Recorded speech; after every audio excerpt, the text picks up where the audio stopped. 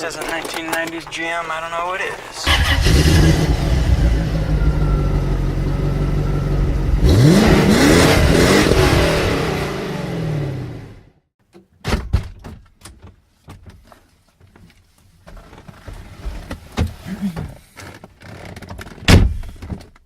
Yep, new background. Pause. What do you mean new background? You're sitting in a Corvette we've never seen before, and you haven't made a video in 10 months talking about new background. Your explanation better be pretty good. Jimbo got rid of his, so I bought mine. Some of you guys may have known that I drove a white 2002 Chrysler Town & Country minivan for a year. So on my birthday last year, when I got my license when I turned 16, I drove that car. And now it's been a year since then, and my dad and I worked out a deal where if I could go a year with no tickets or accidents, then I could get whatever car I wanted, assuming I could help pay for it.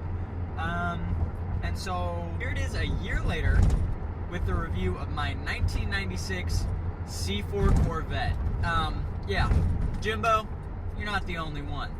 I also agree that the C4 Corvette is probably the most beautiful Corvette that they have ever made, but maybe that's just because my price limited me to a C4, C5, or okay C3.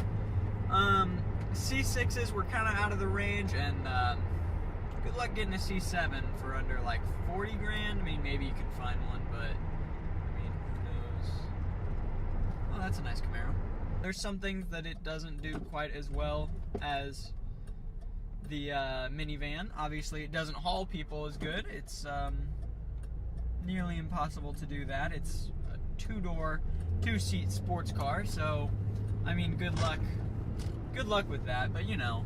So the first thing I gotta say about the 1996 C4 Corvette is that, I mean, it packs a punch, okay? When you need to get going in this car, it'll get you going, okay? You gotta be careful with it. I mean, that's true of any car, but really in this car, I mean, you're a cop magnet because you're a Corvette. You have the ability to go fast, and you need not to. I mean, it's just not one of those things. And yeah, like, I mean, I watch Jimbo, and I've seen what his Corvette can do, and I mean, I know what it can do. But you gotta be careful with this. And, you know, Jimbo spent a little bit more money than I spent on mine.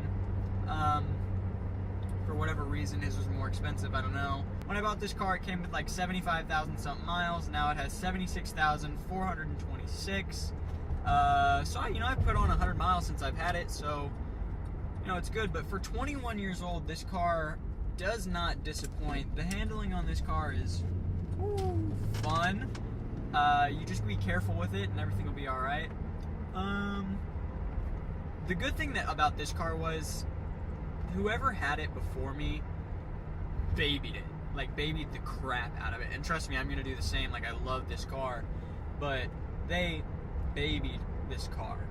And so, when it only had 75,000 miles, I mean, there are no issues with this car. Like, it runs great, drives great, doesn't pull one way or the other.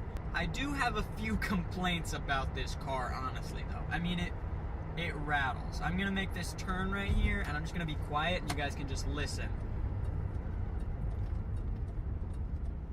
Well, the right light's red, so I guess not. But when I make this turn, I can guarantee you this car will rattle, and you will be able to hear the sunroof. It will rattle.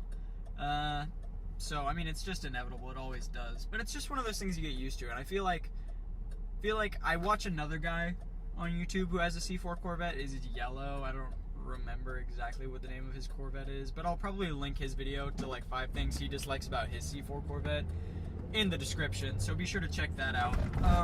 But he has a yellow one, and he said that one of the issues, I was talking during that turn, so you won't be able to hear it, but in just a second I'll be quiet. But his rattles a lot. You can hear it right now. Yeah, it's loud, okay? It just is. But it's one of those things that you can thoroughly enjoy, because as long as you got the windows rolled down or your top off, you're playing music, you don't really hear it, so it's okay, you know. But I think that probably the biggest influence on me buying a C4 Corvette was Jimbo. I mean, I loved watching Jimbo and all his adventures with his C4. That was just freaking great. And then probably a little bit of Mike Streetspeed 717. When he bought his C4, he bought like a, what was it, like an 86, 87, maybe 88, I don't know. But I really didn't like the early model C4s. The late models started to look good, but after that they were just kind of, or before that they were kind of meh. So I think that Mike buying that, I mean, it sort of helped with me seeing that I could have some enjoyment with it and like have some fun. But Jimbo, I mean, his is the same year as mine. His is a manual, mine's an automatic. Sorry, purists. I'm sorry. But you know, they both had a lot of fun with their cars. So I mean, I wasn't. For a long time, I thought this was like the only car that I wanted, and it turned out to be the car that I really did want. Like, I really, really like this car, and so you know, I ended up getting it. I'm gonna be quiet on this turn here.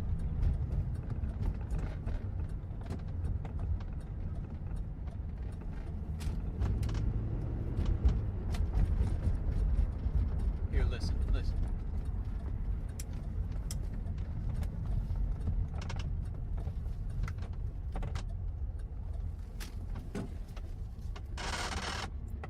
Ooh, that was freaking loud. That one was loud. Anyway, I'm at my work, so I'll be back. Dang, it gets dark soon. I was only in there for like 5 or 6 minutes. Whew. It's crazy. Oh, number 2. Now that I think about it, things that I don't like.